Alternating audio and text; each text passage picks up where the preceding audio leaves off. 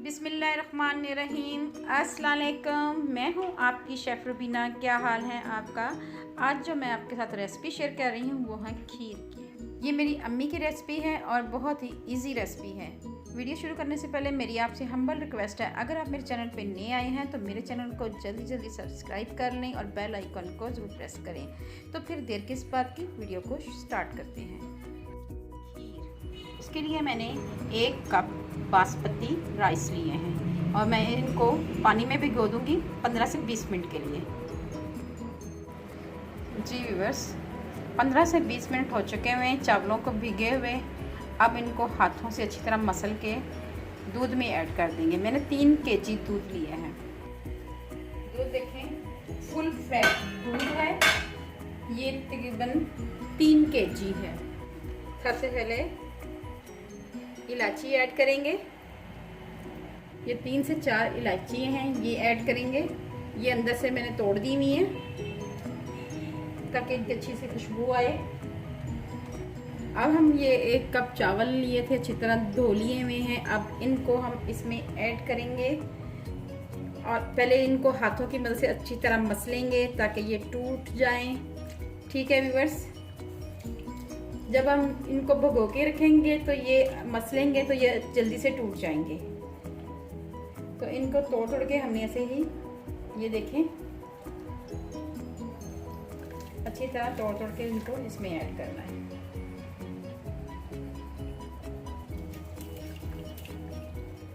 जब हम इसमें चावल ऐड कर दें तो फिर हम जब एक बॉयल आ जाएगा तो फिर हम आंच को बिल्कुल मीडियम कर देंगे। इस तरीके से मेरी अम्मी खीर बनाती थी और बहुत ही लाजवाब खीर बनती थी। उंगलियां चाट जाते थे जब वो हमारे लिए बनाती थी। तो मैंने कहा क्यों ना मैं आपके लिए भी ऐसे ही खीर लेके आऊं जो आसानी से बन जाए और आप मज़े से खाएं। ठीक है व्यूअर्स, अगर आपको मेरी रेसिपी अच्छी लगे तो मेरे चैनल को सब्सक्राइब करें।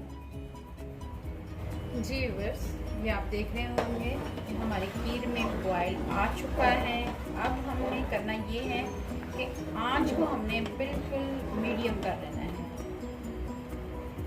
आपने तेज़ आंच पे इसको बिल्कुल नहीं पकाना, ये हल्की आंच पे पकेगी तो बहुत ही मज़ेदार और लाजवाब बनेगी।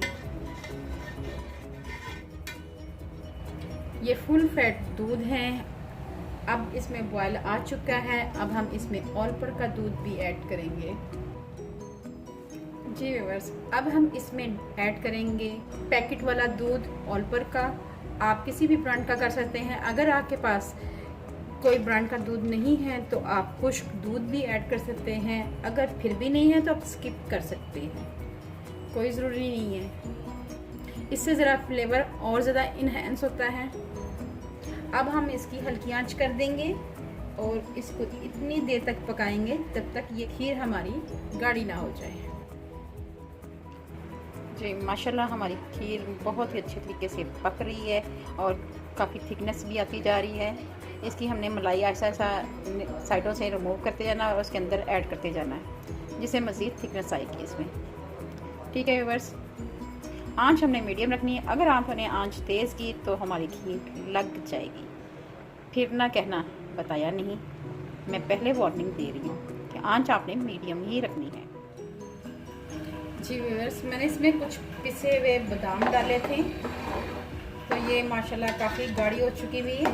अब हम इसमें 1/2 कप से भी थोड़ी सी कम चीनी ऐड करेंगे क्योंकि हमने इसमें खोया भी डालना है, तो इसलिए हम चीनी इसमें कम ऐड करेंगे। आप अपनी मर्ज़ी से चीनी कम या ज़्यादा कर सकते हैं। जी व्यूअर्स, अब हम इसमें खोया ऐड करेंगे। मैंने इसको कद्दूकश कर लिया हुआ, इसकी शक्ल में था, छोटे छोटे पीस कर के रखे हुए थे मैंने।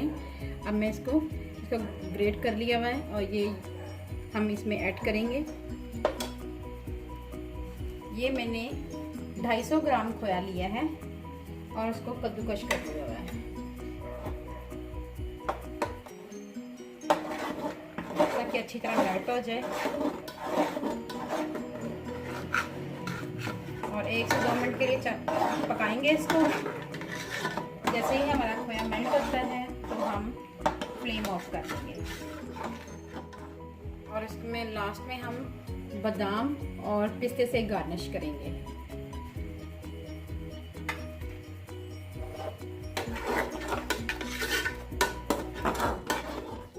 जी व्यूअर्स, खीर हमारी तैयार हो चुकी हुई है। चलें अब इसकी गार्निश करते हैं।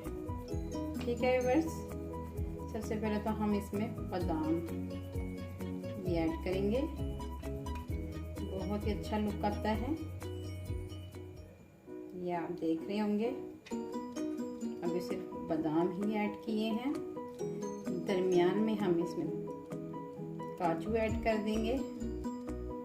ठीक है व्यूअर्स, और साइडों पे हम इसमें बादाम कटे हुए ये ऐड कर देंगे। कोई इतनी मुश्किल वाली गार्निश नहीं की कि आपकी समझ में ना आए, बहुत ही आसान।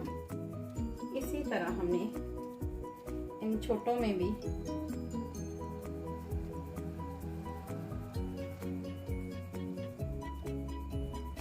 काजू और ये पिस्ता ये ऐड कर दिया है। ठीक है व्यूअर्स, साथ ही इसमें हम डालेंगे केसर के चंद पत्ते, चंद दाने केसर के ये ऐड करेंगे, चुटकी भर केसर। जी व्यूअर्स, कैसी लगी है मेरी रेसिपी? कोई मुश्किल नहीं है, बेहद बनाना आसान है। तो आपने ये झटपट बना लेनी है, तकरीबन ये आधे घंटे में बन जाती है। आपने सिर्फ सबसे मेन चीज़ ये है कि आपने